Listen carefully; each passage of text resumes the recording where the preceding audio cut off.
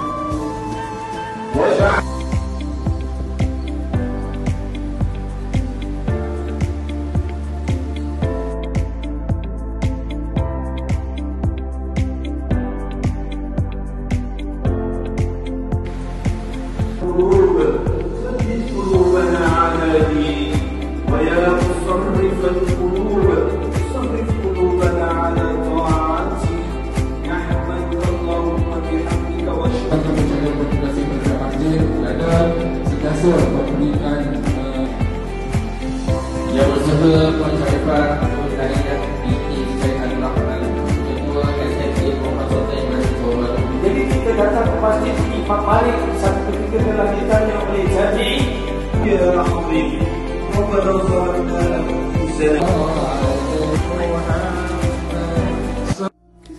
Selepas selesai majlis di Masjid Asyakiri, warga SHGS berharap pulang ke sekolah. Saya berselawat untuk meraihkan Majlis Maulid Rasul di Dewan Budi Pula. Hai, Assalamualaikum warahmatullahi wabarakatuh dan selamat sejahtera.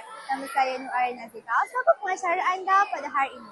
Pada hari ini, 31 Oktober 2025, Sekolah Menengah Kebangsaan Perempuan Sultan Ibrahim telah mengadakan majlis sambutan Maulid Rasul bagi sesi 2025. Ala Muhammad sallallahu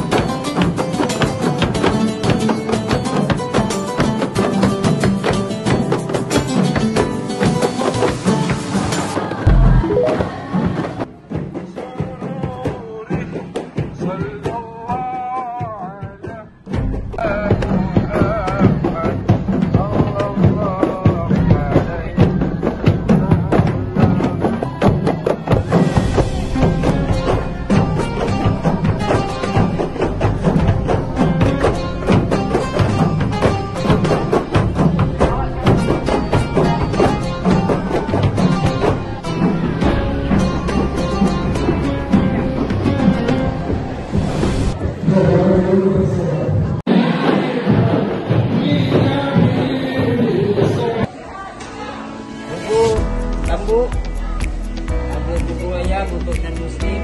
Hari ini kita jamu nasi biryani kambing dengan ayam merah untuk tahun ini. Sukses.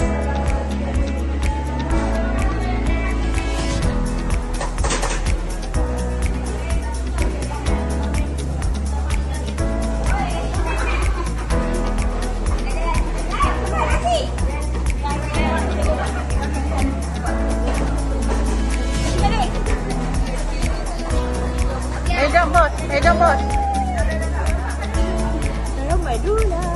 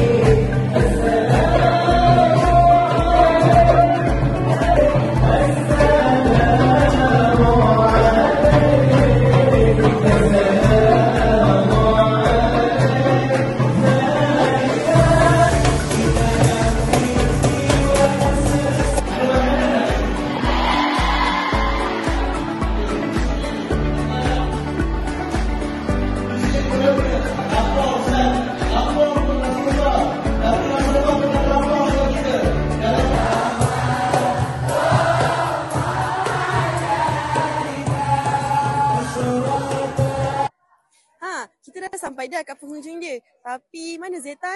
Zeta, sini. Hai. Hai, macam mana majlis hari ni? Seronok tak? Seronok sangat-sangat sebab kita ada pelbagai aktiviti. Saya dengar ada perarakan yang dikutuk oleh Kompang Amal. Ada juga bacaan selawat dan kasidah kan? Betul ke ada ceramah tadi? Ya, kita ada penceramah dari penceramah jemputan khas. Wah, mesti seronok kan? Ya, dan guru-guru pelajar juga berpakaian sangat cantik hari ini berbaju kurung. Wah, Tapi kita macam dah suntuk masa lah. lah. So mungkin ini sahaja perkongsian kami pada hari ini. Jadi jangan lupa like, share dan subscribe di video seterusnya. Bye. Assalamualaikum.